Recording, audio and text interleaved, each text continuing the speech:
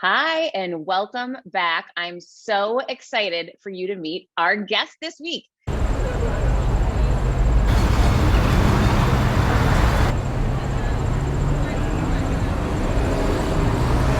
He's a Fast Company expert blogger on the subject of numerous articles in Forbes, Inc., The New York Times, Adweek, Huffington Post, and Business Insider. David Brier is the recipient of the Presidential Ambassador for Global Entrepreneurship Medallion, presented to David by Shark Tank star and New York Times bestseller Daymond John. An award-winning veteran, recipient of over 330 international industry recognitions in branding, rebrands, design, and brand strategy, holy cow, David has designed and transformed global brands, regional and local brands, and brands for startups and even cities. In addition to writing the new Branding Bible, an Amazon bestseller, Brand Intervention, 33 Steps to Transform the Brand You Have into the Brand You Need, with a foreword written by Daymond John of Shark Tank and FUBU, David is featured in the new Netflix bestseller written by its CEO alongside Steve Jobs and Richard Branson on innovation. David, thank you so much for being here today. Thank you so much for having me. Well, this is so exciting. In behind the scenes, you have been popping up in my life a lot lately, and it's so crazy. Anytime it's serendipitous the way that we have connected. We were both in this content creator program in LinkedIn, and we were randomly paired up the other night, which I thought was so exciting and fun. And then we were both recognized last week, I think it was, for 50 most impactful people on LinkedIn. So I said, oh my gosh, I've got to get with David and learn from him to really just get some insight into this massive success that you've had. I think at this point, I'm convinced that you're probably the sister that my parents never told me I had. I'm convinced at this point that's what it is. We are running in the same circles. All right, so David, let's start here, because I know for myself for a long time when I was in corporate America, I'd never thought about branding, never crossed my mind. Why is branding important? If I were looking for anything, I could be looking for sportswear, I could be looking for sneakers, cars, best restaurant to eat at, camera gear, tech, whatever. I could be looking for anything. And I'm basically one keystroke away from finding hundreds, thousands, tens of thousands of options. How do I, as a potential consumer, sift it down to my short list, right? Without going like nuts. Obviously, for consumer type products, Amazon's made it particularly easy because, okay, you look for blah, blah, blah, blah, blah. Then you look for things that have like 4 stars or 5 stars. So that helps us sift. But if we're not there, see, because what's happened, I mean, let's look at it. So 96, the internet changed everything. Now, what used to happen, like if you and I were friends, I'd say, hey, Heather, I'm looking for a good gym to work out at. Where would you recommend, right? That's how it would normally happen. Well, now we find out all that stuff online. So the entire sales process that used to involve people, or discovery process before a sale happened, involved people. Now it's like the consumer's so informed before they ever hit that shopping cart or speak to a salesperson that there's, it's shifted a lot. That's the role of branding. How is a product or a service going to stand out and be different in your eyes or my eyes? And that's why basically one of the things I talk about is that different is better than better. And so that's the role of branding in the world. So really defining that unique value proposition, what makes you unique, different, and special. Against that's part of it, but you've got to have this other part, against what's already out there. The reason being because if we just look at it, there's that old model of the unique selling proposition, the USP. We've all heard that. But the problem with that was that tended to be done in an isolated approach. It didn't look at the fact that we're saying, well, we're the best blank, blank, blank. And because we've done blank, blank, blank, blah, blah, blank, we didn't take inventory of what was the noise out there. Because there may be 5 or 15 or 35 or 50 companies claiming the same thing. So even if what we're saying is true and factual, if we just sound like everybody else, we've just reminded everybody that we're in the same category and bucket as all these other people. So it has to have that differentiation factor that makes it work. Otherwise, it's kind of like It's up to like, who's the most persuasive salesperson? Who's the most compelling individual to pitch it, because the company failed to do what it has to do in today's market. So where is it that you advise brands start? Is it really doing an assessment of the category first then? You have to look at the amount of noise. People don't need another XYZ. They just don't need, it's not, if I say, hey, Heather, do you need another, comfortable chair in the house? Or do you need another car or a thing or whatever? I mean, whatever things that you might have. Do you need just another one? No, you need one that does XYZ in a way that's different, not like the others. It might simplify, it might accelerate, it might do various things, but it has enough differentiators that makes it compelling to you and me. So I'll tell you, now that I am out on my own and have my own business and living in this entrepreneurial space, I have noticed how incredibly noisy it is out there.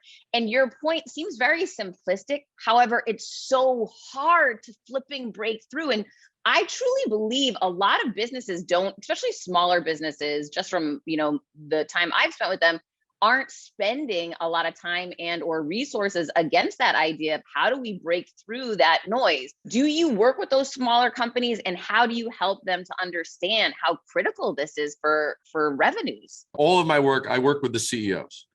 And so, I mean, I work with CEOs from startups to $70 million companies. It's this whole spectrum. So it's never a matter of how big the company is or isn't. It's a matter of, do they honestly care about realizing their days are numbered if they're not continuously looking and continuously paying attention to what's going on there, because there could be shifts culturally, there could be shifts technologically. So you got to pay attention. So here's the normal conversation. When I'm first interviewing a company to see whether or not they're going to want to engage me, and if I'm going to take them on as a client, I'll say, tell me why I, as a potential customer, should care about your product or service. And then they normally go down, well, we've done blah, and we've done blah, and we're made in America, and we're family owned, and we're this, and we're that, and we're the best in da-da-da-da, and we're state of the art, and blah, blah, blah, blah, blah, blah, blah, blah, blah, blah, blah, blah, blah, blah. And I let them finish their little list. And I said, okay, thanks for that. I said, now, why do I know if I went to any of your competitors, I'd pretty much hear the same exact thing? That's when they're like, oh shit, we have a problem. That's when the light starts to go on a little bit. And I tell them, I said, it's not that anything you said was untrue. It's not that anything you said couldn't be backed up and proven in a court of law, but it sounds like everyone else. That is a problem. If we sound like others, we're basically kind of being cliche. And if we're using cliches in terms of our brand, what ends up happening is we're promoting the category, not our brand. If I sound like all the other XYZs, whatever that category is, it could be coaches, it could be experts, it could be consultants, it could be authors, it could be keynote speakers, it could be sports companies, it could be whatever. If I sound like the others, I have just lumped myself in with, damn, I'm just one more, whatever that category is. That's the problem. Okay, to your point that you just made, I agree with you 100%, right? And some of the brands you work with, Revlon, I mean, some of the largest companies that are out there, right? You have massive credibility, case studies on your website to back all of this up. However, it just reminded me of an interview I did a couple months ago with Ron Friedman on my show, wrote a great book. It's called Decoding Greatness. His concept and direction to people is, don't go out and start over anew. Go out and break down what somebody who's at the best of the best in a category is, and ultimately reinvent and recreate that through your lens. So it's interesting in that what you're saying is you don't want to promote a category. You don't want to be this cliche. You don't want to just reinvent what everybody else is doing. You've got to separate yourself in some way from that noise that already exists. And that becomes a big conundrum once you're out there. Here's the thing that I am always amazed by. Probably about, I would say 85% of my clients actually have something that really is a considerable advance. It might be a revolution, but it's not just a little iteration. It's not just a little tweak. It's like a considerable advance, but yet they sound like all this stuff. So one of the questions I ask is, why are you using the language of the old to introduce the new? I mean, why would I do that? That's one factor. The other factor is Every industry has baggage. And what I mean by that is, let's say you and I are meeting for the first time and you say, oh, hi, David, nice to meet you. What is it that you do? And I say this, I say these 4 words. I am a lawyer. Now, I don't have to say anything more. Immediately, what has happened? You know, I'm probably not the most fun person in the room. You know that I probably take something that could be extremely simple and it'll be really long-winded. You know that I probably will never pick up the check. You know that I'll always look at 15-minute increments in terms of billing and such like that. All of that came because I said 4 words. I immediately, I brought that baggage of the industry. So if I am not proactively separating myself from my industry, how am I different? How am I distinct? How am I providing you something that isn't just one more of those people over there, in which case means that I always have to compete on price because at that point I'm a commodity. You see what I mean? These are the dynamics that come into it. Oh, I love that. Yeah. And so often in business, people are just competing on price because they haven't separated themselves with their brand, correct? Yep. That's right. I mean, look, some people, I mean, just to be really clear, I am not talking about, well, you know what? Everyone else's packaging is blue. We're going to go red. There's our big differentiator. Stop treating differentiation like lipstick. That's what I tell people. You know, it's not like, oh, I like this color. This color goes with my outfit. It's not just a little cosmetic, boom, I'm going to do my hair differently, or I'm going to put on a different suit. You know, it's not those things. It's actually deeper. And I love it because it's so exciting. I've literally reintroduced brands to their owners who have been babying this little creation for 10 or 20 or 30 or 40 years. And they're like, holy shit, we had no idea what business we were in. I mean, literally, it's that dramatic. But that's the thing that I find fascinating because I'm looking at it with impartial eyes. I'm looking at the whole thing. I'm going, you go down that road, you will lose money. You go down this road, right there, you've added 1 million, 2 million, 5 million, 10 million onto your revenue stream just because of the fact that you're going this other route that people will turn and say, what are you talking about? Can you give us a real brand story of how you've done that? Yeah, this is not a very, very sexy one, but it's one that paints the picture well. I did this earlier in my career. So I was approached by a CEO and he sold ice. Like frozen water. So I'm like, okay. So we're sitting down, we're talking. I remember him sitting in my office and I said, so tell me, is anything different about your ice? Is there any unique anything? And he goes, some people said that our ice cools faster. I said, huh? He goes, I've heard that a little bit, but I said, can you go to an independent lab and have that verified? He goes, sure. So does that. 9 days later, we speak on the phone. I said, so what did you hear? He goes, our ice does cool fast, it drinks faster than traditional ice. And I'm like, so what do we have quantifiable? And so we figured it out. It was actually, it cools 33% faster. The reason was because the shape of his ice actually exposed more ice surface. And as a result, it cooled your drinks faster. So we created a whole brand thing around stop waiting for your drinks to get cold and cool. And the whole thing was like, it cools 33% faster than traditional ice. We ended up calling it Ice Rounds. And it became the #1 brand of ice in terms of bagged ice. And people asked for it by name. Like people would literally come in and say, do you have ice rounds? They wouldn't just say, do you have bagged ice? It went from that to being by name. I give plenty of examples and plenty of stories I could tell you, but that's one that paints the picture. If I can do that with frozen water, I can pretty much do that with anything. And that's the thing that gets me pumped. Yeah. So for you, it's like a puzzle that you're putting together from the moment you engage with someone until you bring that final campaign and brand strategy to life. Yeah. I really like the one on your website. You have a number of different case studies. I like the Nimble case study, the startup that you worked with during the pandemic and took them to 4 million in revenue. Can you walk us through a little bit how that worked? 100% was Nimble was previously in its prior incarnation, it was called XP Camper. XP being short for expedition, because for those that don't know, there's expedition travel, which basically means that you're really going off grid. And you have to have a vehicle that can allow you to go off grid. So it can really handle all variety of terrain, and it has all of the amenities that you need and such. So it's a real no compromise situation. It doesn't mean that you're being pampered. It doesn't have like a built-in manicurist and pedicurist, or, you know, and stuff like that. But it basically, it has everything. So I went with them to a trade show and I looked at all the competitors, and I was looking at what they were doing and this, that, the other, and what are they doing? What are we doing? And I one of the things that I found fascinating, and you'll appreciate it. You've probably seen this. It was an enormous show in Vegas.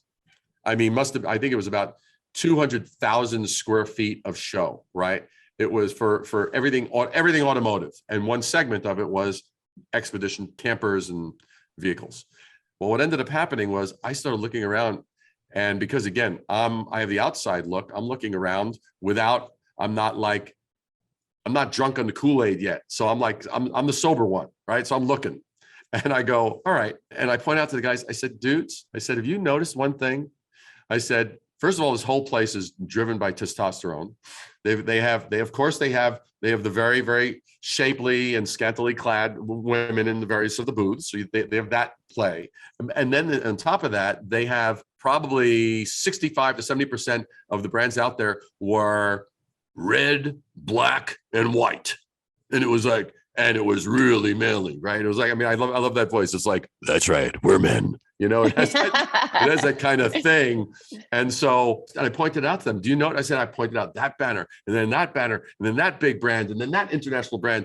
And they start looking around, they go, holy shit. Like, they open their eyes. They never noticed this before, but they're like, holy shit.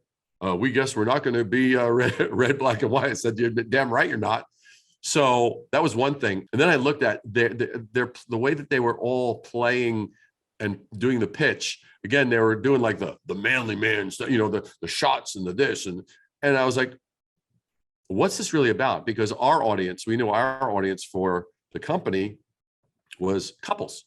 It wasn't just the dude, but it was like, you know, the man, the wife, the couple, being like living life in their own terms, being independent.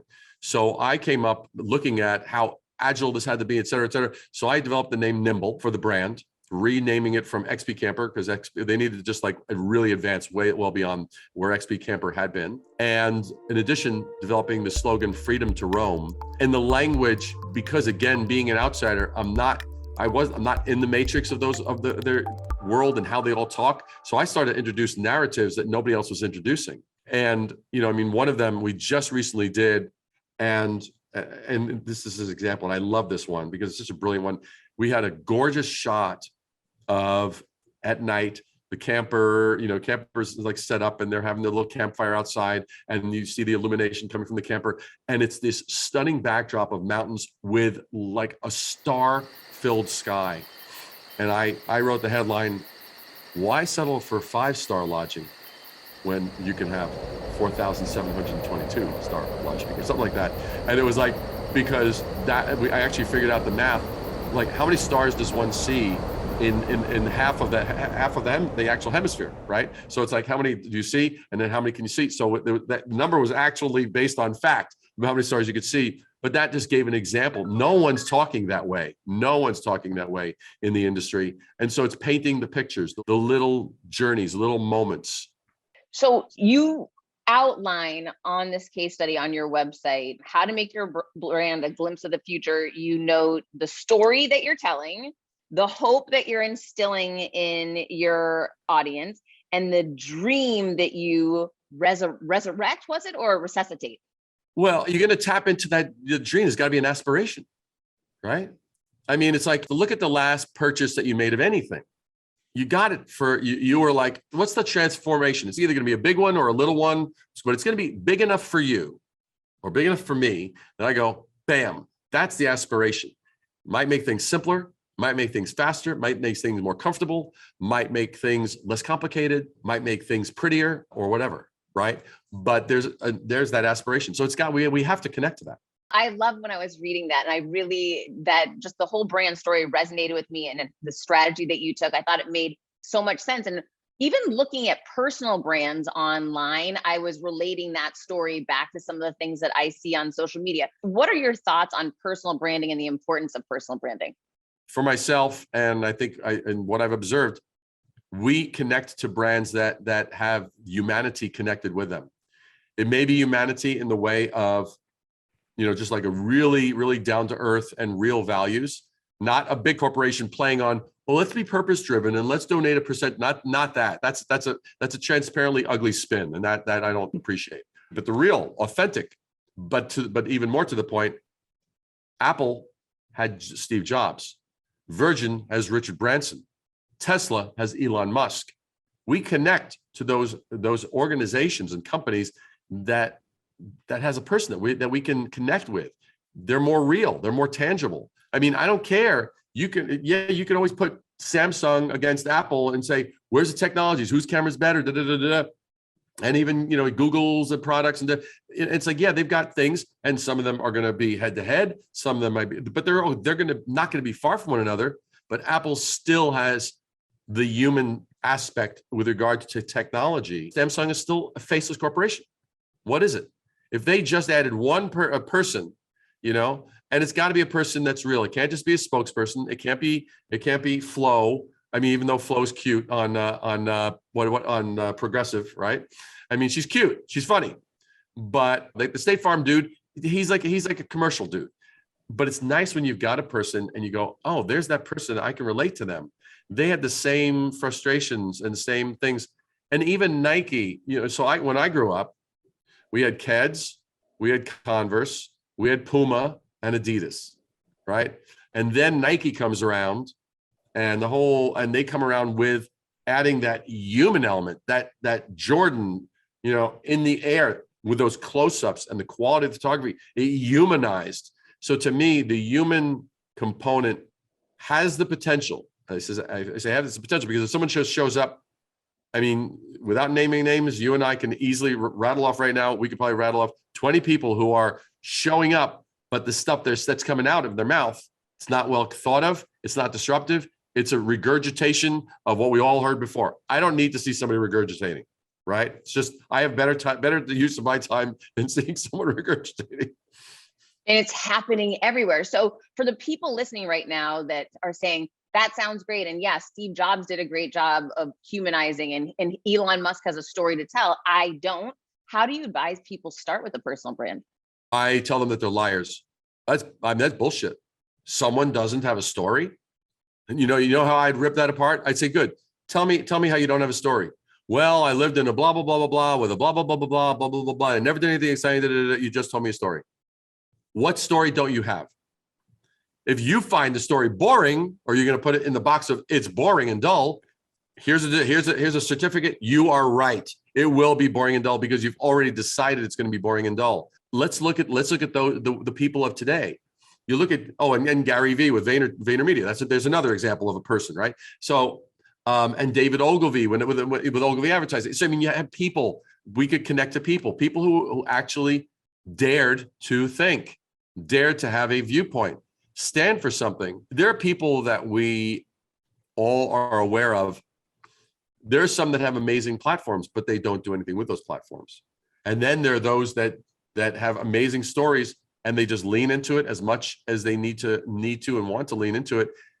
And they take us on the journey. Take me on the journey. If someone is stupid enough to challenge me and say, I'm boring and I don't actually have a story and I'm not worthwhile, and we're going to handle that right now. And trust me, you will lose this battle because you do have a story to tell. It may be one that you think is very uninteresting, but that can be corrected too. So I don't buy it. I never let anybody get away with that because I think it's a crock. In fact, there was one person who just completed my masterclass. He was like this. He was kind of like self-demeaning and it was kind of like, well, blah, blah, blah, blah, I said, dude, are you trying to wake me up or put me to sleep? And it's like, I mean, I put him in the driver's seat. He was so used to being the kind of, shucks, blah, blah. Dude, I took time out of my schedule to spend time with you. Are you going to spend time boring me to death? Or are you going to spend time actually engaging here? No one has predetermined the outcome of this conversation unless you've decided that you're going to be a boring human equivalent of NyQuil. Is that what you're going to be? And so I force people into taking ownership of what they need to take ownership of. That's the thing, because I forever believe that people are remarkable. And I refuse to buy someone trying to close me on the fact that they're dull or they're uninspired or this or that, the other, and if they're really convinced on it, I say, look, here's the deal. You and I are playing different games. Congratulations. You won by losing. I wish you the best of luck. But don't you find it's so interesting? Two things. One, oftentimes people have a story, but they're afraid to share what that real story is. That's scary to them to put that out there. And the second thing is that some of these smaller stories are the ones that are most relatable because everybody's felt that way or gone through that challenging situation. It's about letting people know that seeing that story through your lens and your experience is what makes you unique and different. 100%, 100%. I would also add this one other component. There's an ability to be able to see the macro and the micro, right? The micro is your story. The micro is my story. The micro is each person's story. But I never look at my story as an isolated thing that it is inherently relevant and valuable. What I do, and I know that you do it because the fact that you keynote, any good keynote speaker has this ability. You got to be able to look into the room, right? You got to be able to look into the room. You're looking into the room and you're going, okay, what's going to, because this is resonating. You're not doing it as a soliloquy. You're not doing it as a monologue just for yourself. You're doing it to impact this group in front of you. Well, that's the macrocosm. So it's kind of like that dual awareness. It's like, okay, what's going to cause a ripple here? I go wherever I need to go. I mean, if I need to walk out into a room and if I feel there are a bunch of pompous assholes, I'll say, okay, I have late breaking news. You all suck. And I'll let it hang in the air there for the 5 seconds it needs to, for it to land, for them to go, who the hell invited this dick to actually speak in front of us? But I will have their attention, and now we can actually have a conversation, because you can't have a conversation if you and I can't be talking if I'm not looking at you and listening to you and you're not. So it's that dual capability that really makes a difference. What you just described is a real big breakthrough moment. I remember going through this as a speaker where I've become great at telling my story, but I was making it more about me than I was about the audience and making it about them. And you have a line, you have a free ebook, a branding ebook, the 10 golden rules of branding. And it just came to my mind that one of them is your brand is not about you, it's about me. Yeah. We've all been in a room where we felt smaller, right? We went in that room and that person we were speaking with, we shrunk. We felt smaller. That was a horrible feeling. To me, that's a real red flag. If I feel smaller, and I didn't feel smaller prior to that, I was me. I was in my own space. I had my own place and position in the world. And now I walk in and I feel smaller. Whoa, that's a freaking red flag. And so the thing is that that person, that's where we're feeling smaller in front of that person. Obviously, they're the most important person in there. They've got the altitude. They've got the this, they've got the that. Well, I'm sorry. That shit is bullshit, because anybody that's trying to play that game is actually exceedingly small. And they're just feeding off of whatever implication. And I had to learn that. I had to learn that in business. I mean, I think anybody in the beginning of their career, it probably took me about 12 years to learn how to navigate through that and hold my own position. You've got to always be willing to walk away and say, look, with no hard feelings too. You don't have to be like, hey, buddy, you're an asshole. I wish you nothing but hell and being locked in an elevator where you've just eaten, beans for lunch just 5 minutes before, and that's it, right? We don't need to go there, right? We don't have to have that malice. It could just be, all right. You know what? You have a different philosophy. I have a different philosophy. I wish you the best of luck. This isn't the journey I'm taking. I'm out of here. That is a powerful illustration, but an excellent point, David. Okay, so one of the things that you talk about is the importance of rebranding and to forever be rebranding. That sounds a little intimidating to some people, I would imagine. And how do you suggest people do that and companies do that? I'm going to answer that with a little scenario and a question back at you. I personally don't consider it hard work. I consider it harder work to try and say, you know what, here's the hard work. I've done a rebrand, whether it's for yourself or whether it's for your company or whatever. We've done a rebrand. Now that rebrand, now you make that rebrand your master. No, that's like mistake number one. The rebrand isn't your master. You were the master of the rebrand. You brought it into existence. It's what I tell people what I tell people, I mean, and this will partially answer your question. At the beginning of every masterclass that I run, I say, I know that you're here to handle your brand, but I'm here to tell you, you don't need a brand. Your brand needs you. And I'm here to give you back to you so that you can empower your brand. So the thing is that the rebrand that we create doesn't define us. We define it. And by just continuing to pay attention, we can have it do the little shift movements that it needs to do to continue to be relevant.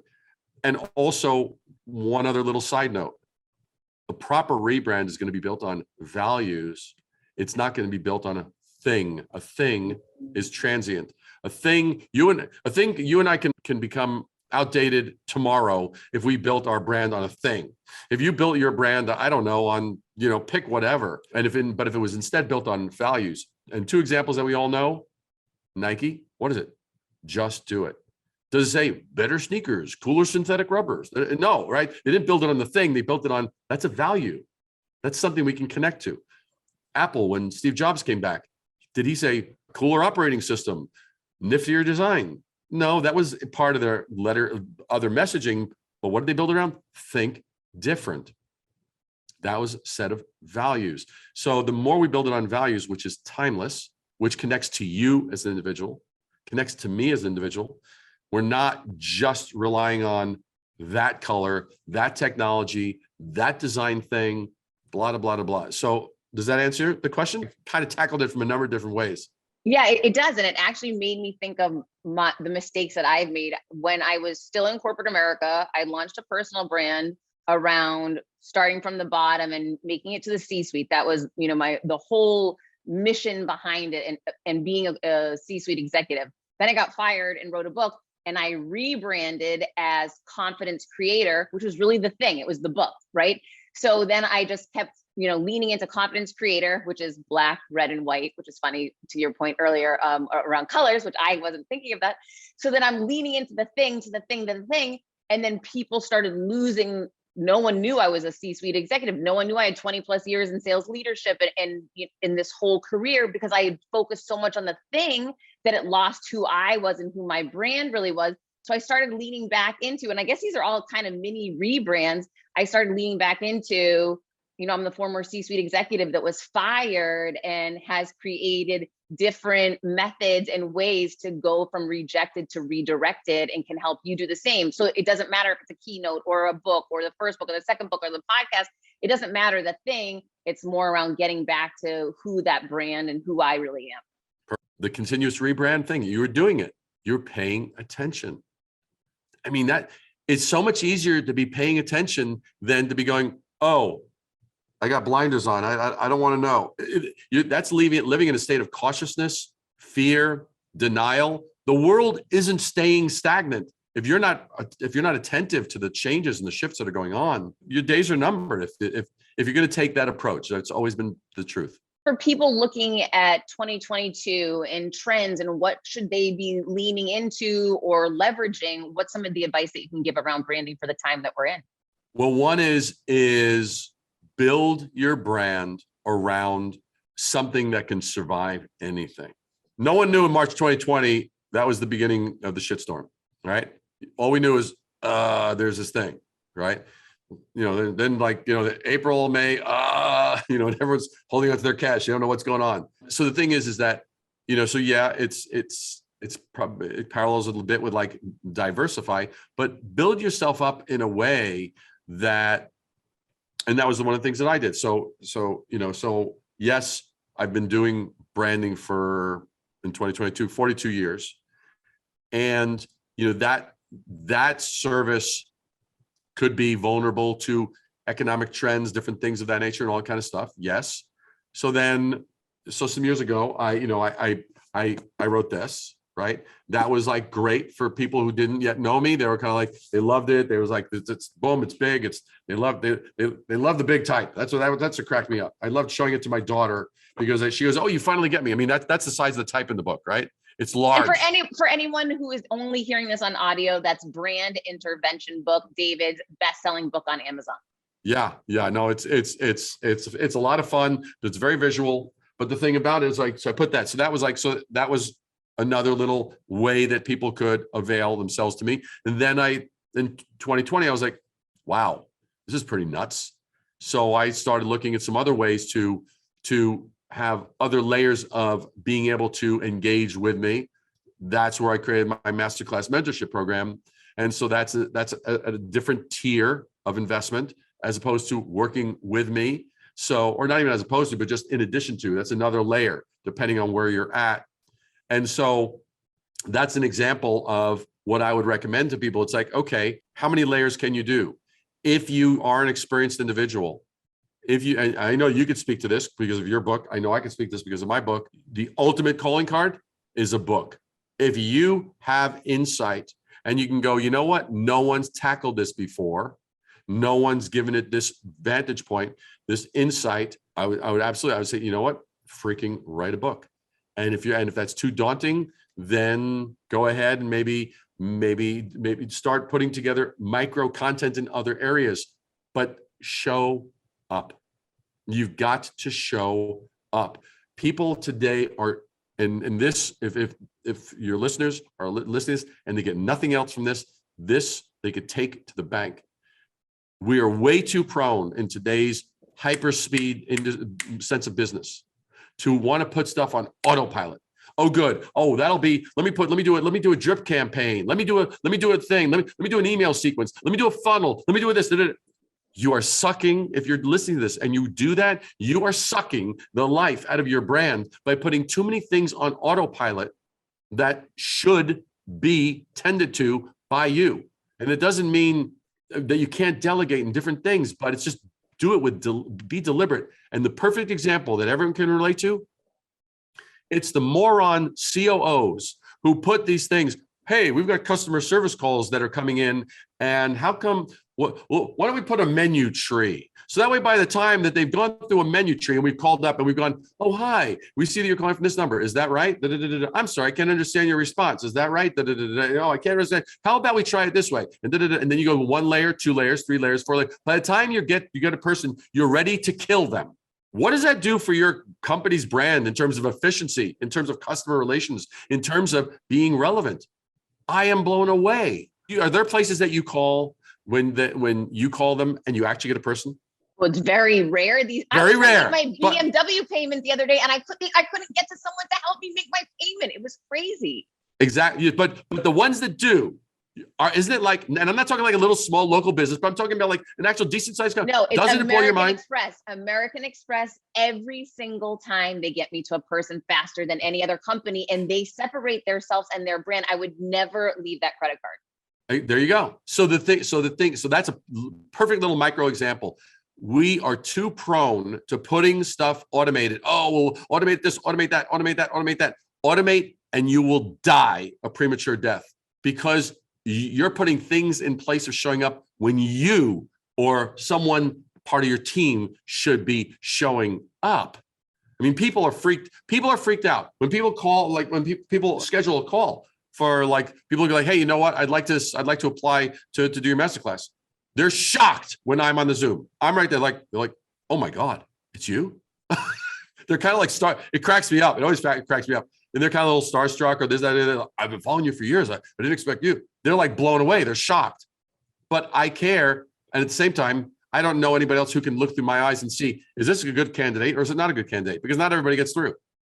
right? But I also think people need to know that you've made some strategic decisions that allow you to show up. And because I've noticed you on social media, you show up all the time. But then today you taught me because you said no to having your own podcast, because you said no to putting email on your phone so that you don't disrupt these different times during the day. You've made choices and you've foregone different options. Yeah, true. Well, David, it is such a pleasure having you on the show. You are welcome to come back anytime you want. Please let everybody know, how do they find out more about your masterclass and where can they pick up your book? Totally. Well, the book, they can certainly get it at Amazon, Barnes & Noble online. They can get it for Books A Million online, any of those, and get the hardcover.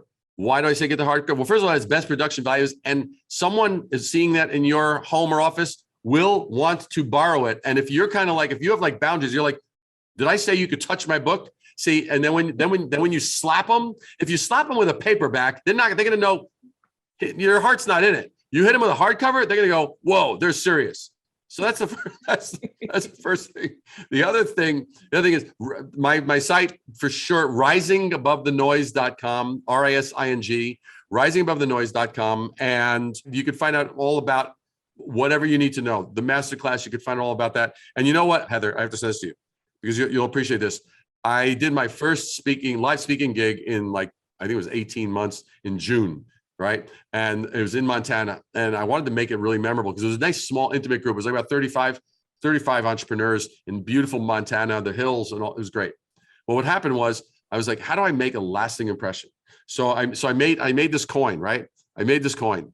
And it's the largest coin. It's cast out of bronze. And it's a whole thing. And so what you have to do, I'm going to send you one for you to have, Heather. You need to on LinkedIn, pop me your mailing address. I will send you one of these. This sucker has heft to it. And so you can hurt somebody with this kind of thing. So I know you're not going to hurt anybody with this, but I want you to have one just as my expression of appreciation.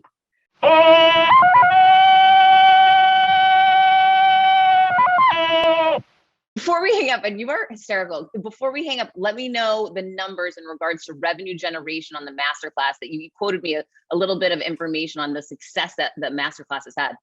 We've put 63 entrepreneurs through the program from Australia, Dubai, Malta, Venezuela, India, Hawaii, America, and Canada. Those are the various places that I can remember offhand. And so 63 of them, since they've completed the program, they have generated in excess of $71 million in sales since completing the program. And so what's interesting about it, I hated what I'd seen out there. I didn't like the programs I seen out there because they were kind of like throwing a lot of different crap at you. And here's what I found. I consider myself smart, a hard worker. I will study. I will lean into stuff. I'm observant. And so why am I feeling from the beginning of the program to the end of the program that I'm as clueless at the end as I was in the beginning? The only difference now is I have their whole educational souvenir kit. I have all their swipe files and their formulas and all this junk. But why do I feel dumb? And so I didn't want to create something that basically was like, hey, do what I say, follow what I do, so you can be a blind David Brier puppet. I didn't want that. I want people to think for themselves. If I know why something works, I can take it, I can construct it, deconstruct it, put it back together, make it work. That's the way it was built. And so the way it's done is it actually somehow finds the weakest link in each person's, what's undermining their brand. And it's fascinating because for some people, it might be how they sell. For some people, like how they negotiate. For some people, how they frame their story. For others, it's like all the bits and pieces. We even had a fitness instructor out of the Hamptons who did it, had her own fitness studio. And of course, 2020 obliterated fitness studios as far as business. So she went from a 7-person, fitness studio to just being her own solo practitioner. And so she was like, when she heard my program was available, she did it. And she didn't change, she tweaked some different key things. Well, what happened was by the time she was done, she now had a completely full roster. She was servicing more customers to capacity than she actually had when she had 7 people. Her profit margin went through the roof. She increased her prices and she has people on waiting lists and are referring them elsewhere. And that's just as a result. So for each person, whether they're solo or other people, we had 5 people from a $3.5 billion lighting company, the largest lighting company in the world. And their earnings the next quarter were just, so it impacts wherever anyone is to change their trajectory, because they're no longer the passenger. They're actually in the driver's seat of their brand. They have the ownership, because I'm very, very well known for threatening to break people's kneecaps if they actually say something. If they are really very, very stubborn about, no, I really can't do this. I'm like, bullshit. You really can. So that's the kind of pathway and journey it happens. Oh my gosh. Well, you are clearly the branding expert. I'm so grateful to be in your circle. I'm going to have to check out this masterclass. And for everyone else, go to risingabovethenoise.com. I will link to the book, to the class, to the website in the show notes. Definitely check it out. David, until I see you soon on LinkedIn, thank you so much for being here. And you are awesome. And I got your name on this. So you send me your info and I'll send it to you. Done and done, as I would say in my true brand words. Until next week, everyone, keep creating your confidence. You know I will be.